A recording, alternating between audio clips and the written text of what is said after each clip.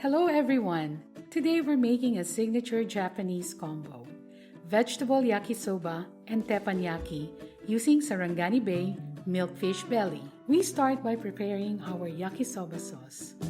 Combine Worcestershire sauce, mirin, soy sauce, tomato ketchup, sake, and sugar. Mix until well blended. Then we stir fry our carrots, onions, shiitake mushrooms, green and red bell peppers, cabbage, and leeks.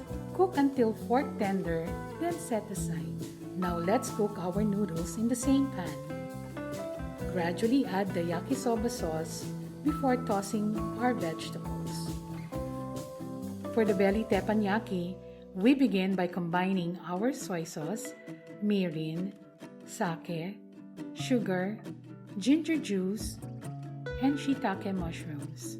Let it boil, then remove from heat. Add our sesame oil and let it cool. Now cook the belly over a hot pan until both sides are done. Drizzle our Sarangani Bay Bangus belly with the sauce we prepared earlier. Serve this with the remaining sauce and garnish with sliced leeks and toasted sesame seeds. And here's our vegetable yakisoba with bangus belly teppanyaki. Enjoy!